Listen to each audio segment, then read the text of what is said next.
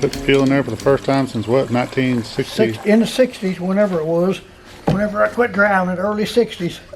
You gonna check see if they got pressure and everything? Yeah, I will. I can hook the fuel pump up.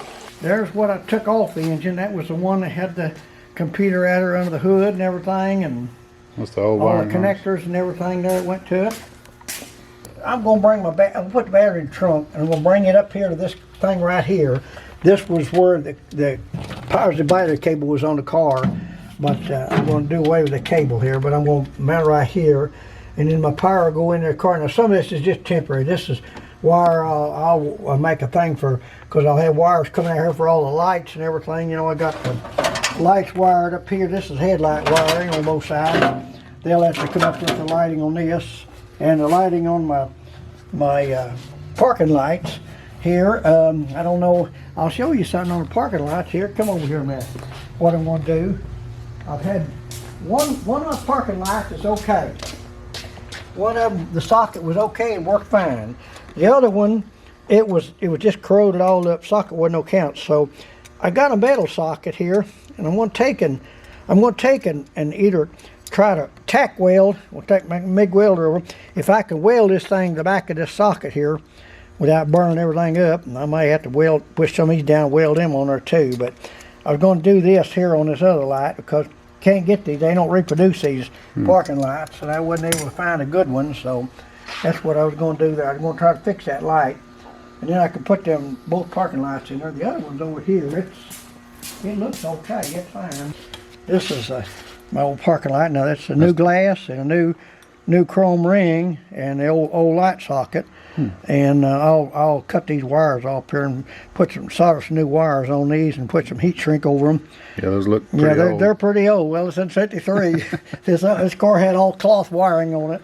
Oh, some of the cars in '53 or '54 had plastic wiring on, like the new cars got. But this car had the plastic. Cloth wire on it. I got all this in there.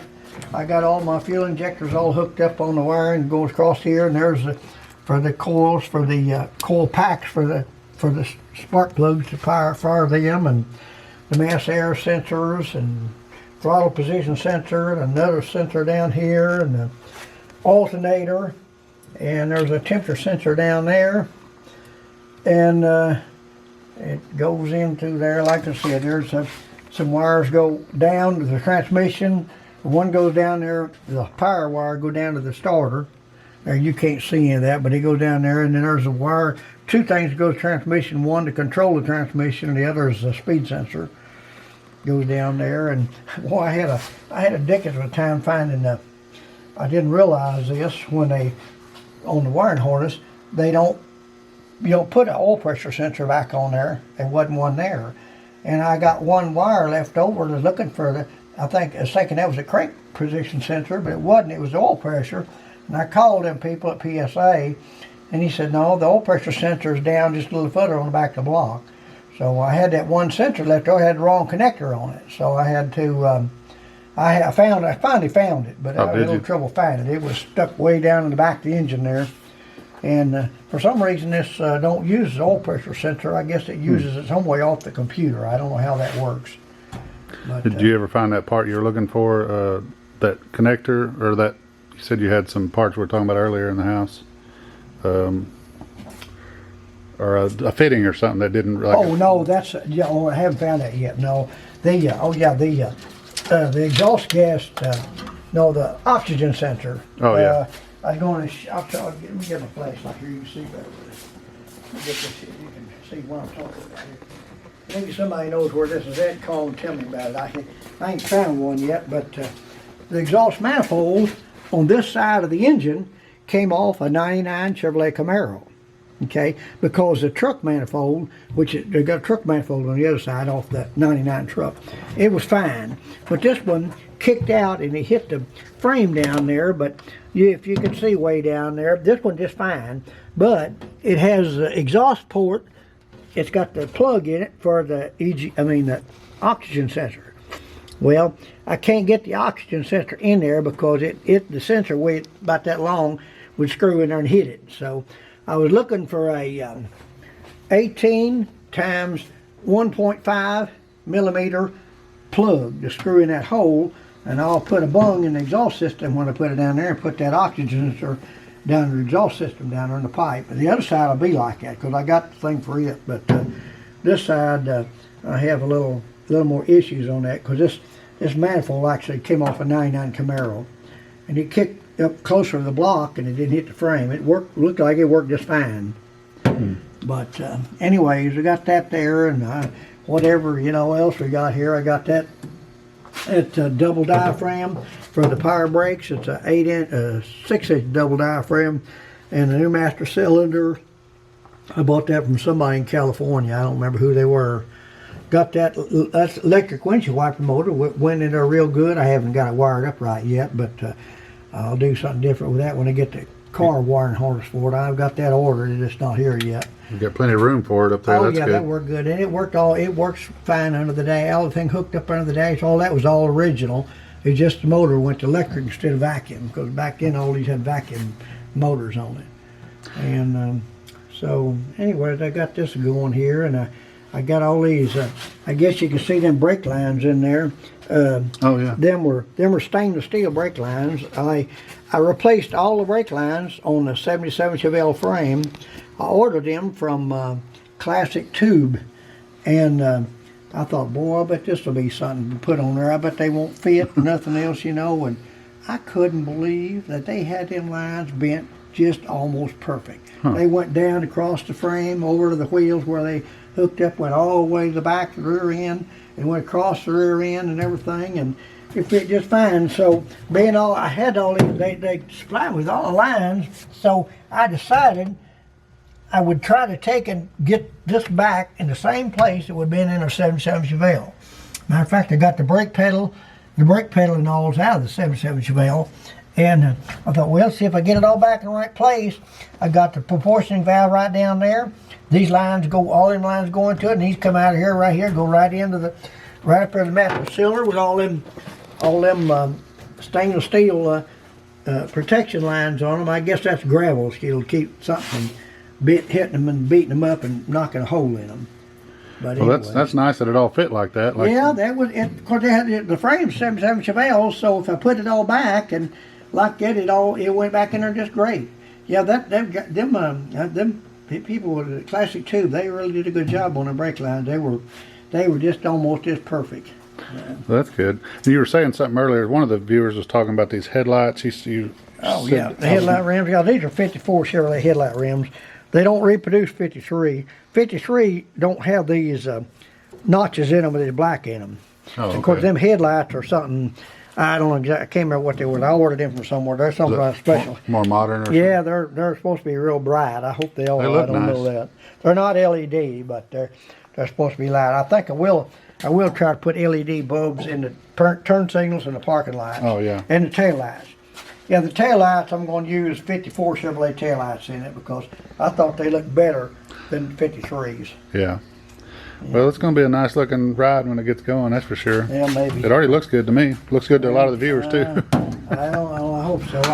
I still ain't got my radiator figured out yet. I'm talking to a guy, some radiator company, about building me a radiator for it.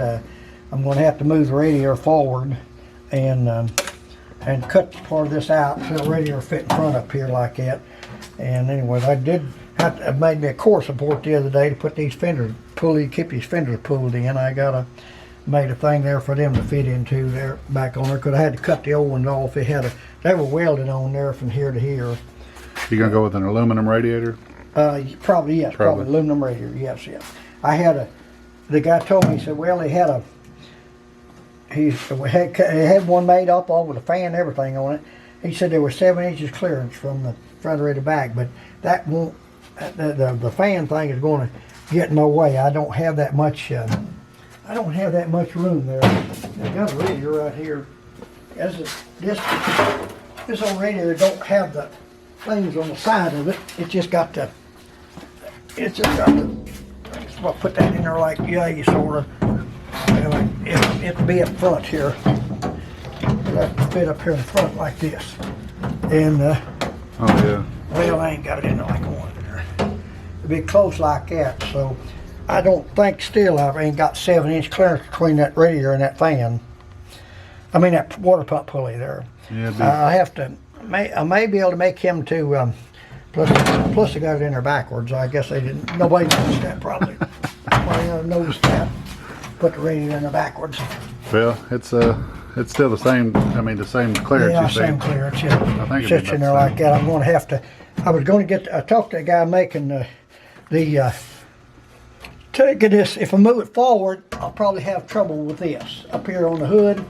This up here. If I move it forward, really, so I thought, well, can you put that radiator cap in an elbow back here and come up and make it? He said he could do that. And of course, this is it'll go down to here on the water pump.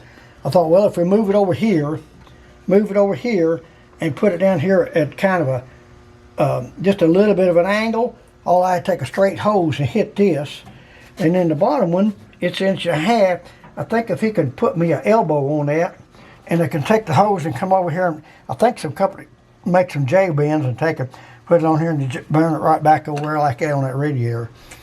So that's another big headache, is getting the radiator back in it like it's supposed to be.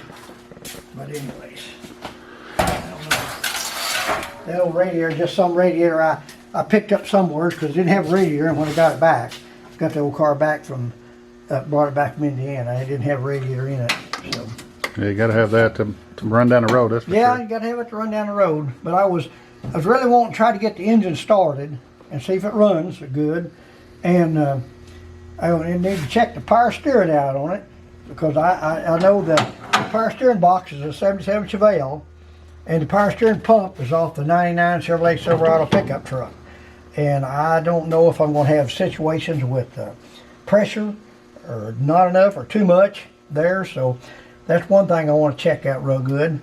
And the other thing, I want to check the transmission. I'll jack the back end up and put some jack stands under the rear tires and see if it looks like the transmission and the rear brakes all work fine on it. If I just run it for just a minute or two, I don't run it long with no water in it. But I'm just really trying to get these few things checked out here. That'll help me a little bit there to make sure I don't have to go back and start all over again somewhere. Yeah. Yeah, I guess it's good to diagnose things as you go and just make sure it works step by step. Yeah. You know, I haven't been real. It's taken a long time to work on this car, but I haven't just jumped in there and tried to get too many things that was wrong and had to do it over. So I've done pretty fair on that. So, anyways. Yeah, well, it's coming along. Do you plan on starting it up pretty soon, or? I hope so. And like I said, I might just here a little bit. I might try to see if the fuel pump works. Going to work in there, and that tank. I got one of them pressure line thing goes right in here tells me the fuel pressure on it. That's supposed to be at 58 psi. I can see if that all works okay, and I actually see none of my fuel line leaks.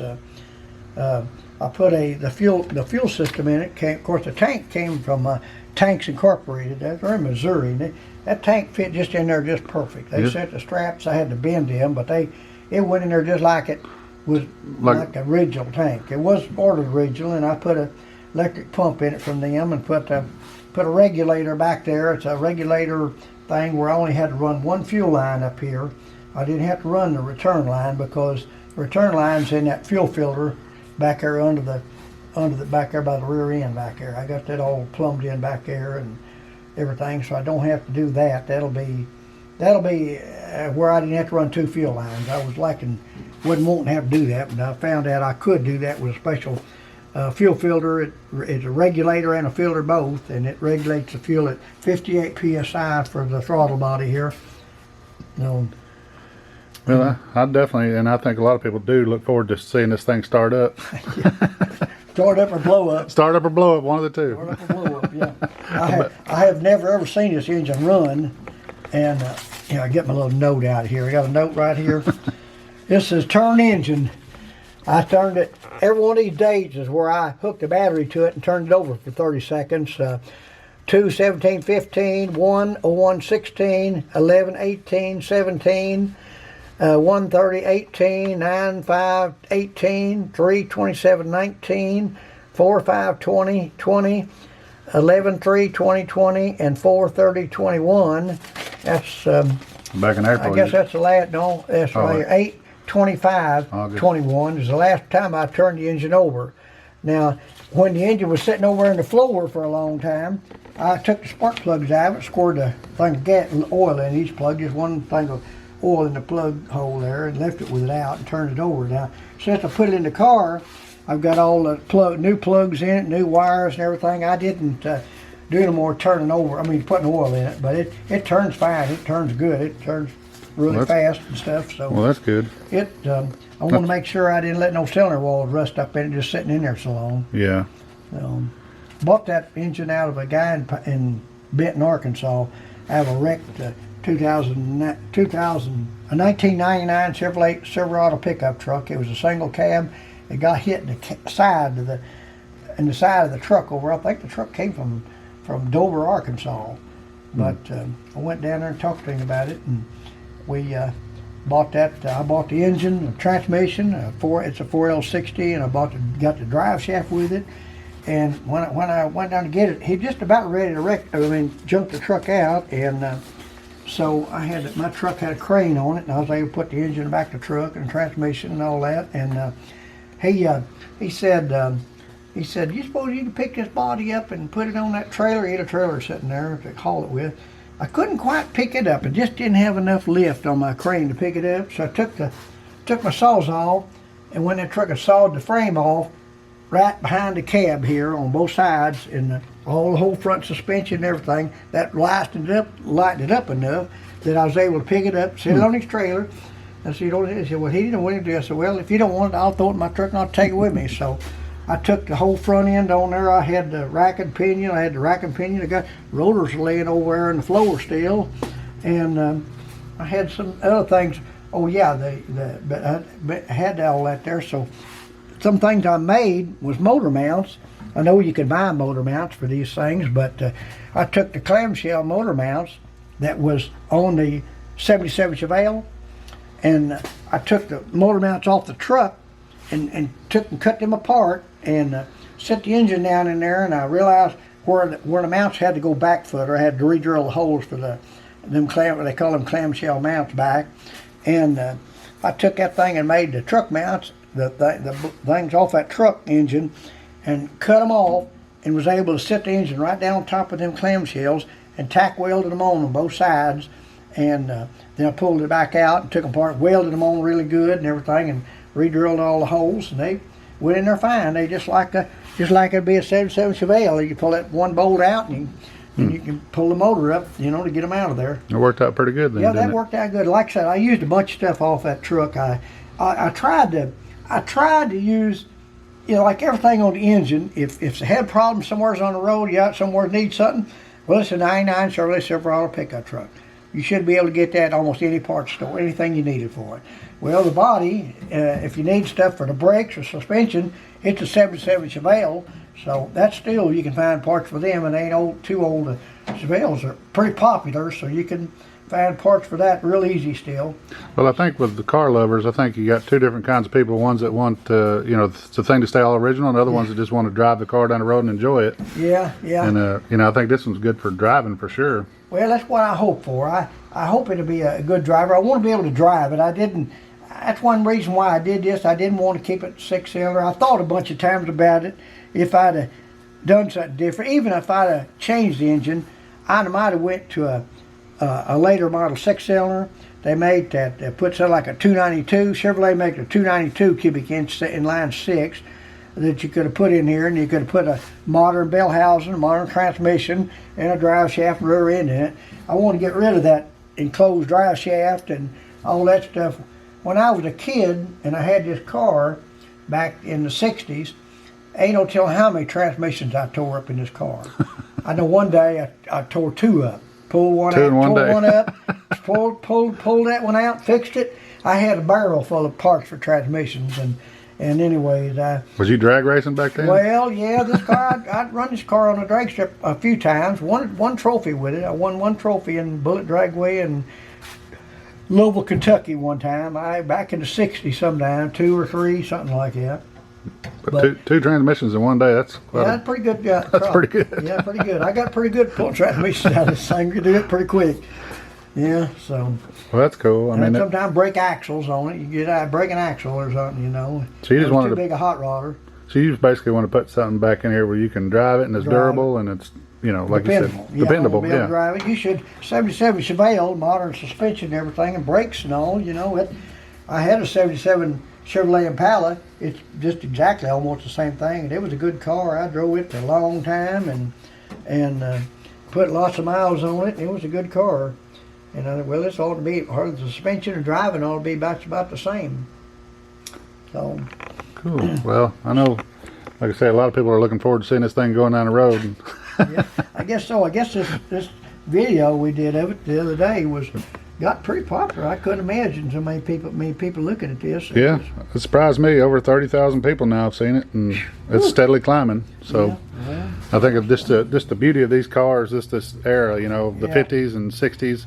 Well, they Everybody, got a lot of chrome on them. Like I said, boy, they really like the chrome on them. You know, they got yeah. a bunch of chrome on them. So, A lot of times nowadays, people don't like chrome for some Yeah, reason, but well, I still love it. yeah, I think it looks good on cars. I mean, nothing looks better than to me than a nice shined up chrome grill out in the Yeah. sun. Yeah, I've been working on the wiring in here. Of course, not all this is all permanent yet. I got the computer mounted. I don't know if you can get out there and see it or not. It's just up in the dash there. Yeah. Up that computer's up there in the dash. That thing looks like this thing right here. It looks like this one right here. It's just exactly the same thing as this is. This came out of that truck. So I was looking at this, make sure I knew how to plug them wires in up there on them cables. And anyway, I got that fuse panel in right. Well, that ain't gonna be permanent there. That's just temporary right now. I was trying to figure all this wiring out from the people PSA that sent me this thing here, and I studied on this thing here for a long time. There's things here, and I got a still on the things for the fuel pump relay and the ignition relay. I'm not going to. When I started it, I'm probably not going to use the fuel pump relay here. I'll just take and put a switch on the fuel pump and maybe run it back there, make sure it works, and do that. But I got some other things. I got to get this brake pedal switch hooked up right here. I got that there. I got to send power to this terminal here, and this contact here will be closed. So when you put the brakes on, it opens this contact and it unlocks the converter in the transmission. If you didn't do that, it would just keep on to go. You know, you couldn't be like driving a car without a clutch in it. Well, that'd be bad. Yeah, that'd be bad. So, anyway, I was fixing to work on that here in a minute. I think I know how to do that. That's pretty easy to do there. So, Well, you take it one step at a time, and eventually it'll get done. yeah, one step at a time. It's come a long ways from Seems what like from when it started. Yeah, it has. Of course, you look inside in there, you know, ain't nothing in here been done yet. I still got to go find some seats for it. I want to find some seats like out of that Chevrolet truck over there, that 2001 Chevrolet truck. I thought they'd be just great because they will. This is a two-door. They will fold forward. You can get in the back, Yeah. and they also got the seat belts made in the seats. Yeah. You know, because there ain't no place to put a seat back here. You couldn't. Yeah, you couldn't have a shoulder harness, Couldn't could have you? a shoulder harness very good back there. So. And this thing obviously ain't gonna have airbags in it, so. No airbags. Ain't no airbags. Ain't gonna have none of that. I like the color of that dash though. That blue is pretty. Yeah, I had a little trouble painting it. I went to a bumper place and got some paint. I took a piece of this garnish molding over there, tried to match it, and it didn't look right. And so I went back over there, and I just picked out a color he had in his book. I don't think that's something like that. I got that and painted that blue, and then painted this white. Now this white is a single stage, but it's about the same color as the top. Yeah. But this is them in a single stage, and also the things are over on top of that. You can see the garnish moldings around the windows and all. They're up there on top of that shelf over there. You can see that. They're sticking up there. They're all painted now. I had some issues with painting them too, but that's just what's left there. Some up there, there's somebody on that shelf up there that goes around the windows and all that. And actually, there's still some more over here that hadn't been polished yet. Brought down, I got rear window. The rear window of that car, these are chrome. These are stainless steel. There's two pieces in there that goes around the rear window. I got to buff them. I bought one of them buffers up there in that corner up there from Harbor Freight. I bought one of these things here and did a bunch of buffing on some of the trim on the car there. So that worked pretty Yeah. fair. I took that thing and made a bracket and mounted it on one of these arms that's lift, so I didn't have to have it lift thing in here. I just mounted it on that lift and picked it up and bolted it down there on that lift arm and worked good right there. Somebody seen that steering column? That was out of that 99 Chevrolet truck. But I decided, I got it in there and it looked like it worked fine, but the wiring is like some kind of a nightmare trying to figure out where all that goes. So I think I'm just gonna buy a tilt column from I Did It and put it in there. I'll probably buy a black column and paint it blue like that top of that dash, and where it just got a probably ignition key. And I do want the shift on the column and Yeah, those are nice. and to turn signals and the rest of the stuff don't need to be. Windshield wipers, I got plenty of holes in the dash in there. I got to fill up, so I got a switch from that company I bought the windshield wiper motor from. I just put that back in there, and there'll be a place there for heat and air thing there, and the radio, of course. Probably get some kind of just a AM/FM CD player radio and put in it. So Well, all right. Well, that's kind of what's going on right now. that's a good update. I'll Okay. put the video out there so everybody can follow along because, you know, like I say, people are curious and Curious, huh? want to see it going. A lot of supporters out there that love your car. So Well, I hope they do. I don't know. Like I said, I know the wheels and stuff on it don't look too good, but them are just rollers. yeah, Them wheels are actually, the rims are off that 77 Chevelle, so I've got to put them on there just to roll it around. To hold air, that's all they're for. they're good for rolling around. That's Rolling around, yeah. I don't know, some people might, a lot of these people lower these cars. Oh, yeah. We set them way down, and I'm not going to do that. I might try to get it down a little bit lower than it is, but sitting on that 77 Chevelle frame, make it sit up about 2 inches higher than it did. Yeah. Well, somebody said, one of the comments on the last video, somebody mentioned that they like the stance of the car. So like it sits right now, but yeah, I think it could stand a little bit lower. I may have to, of course, not everything's in it yet, so I don't know how much, when you get all the upholstery in it and everything else in it, it won't weigh that much more. Seats and all, you're going to be several hundred pounds, but I don't know how far down it'll sit. If it don't, and them tires are bigger. Them are 235, 75 or 15s, and I'll probably put 225s on it. I think I will. And I'm going to put some rally wheels with the beauty rings and the bow tie center caps on it or something. I don't know which kind I'll use. They make all different kinds of them, but that's probably what I put on for wheels. I don't need no fancy mags or, of course, the guys got these things in the 53, 54 Chevrolet thing.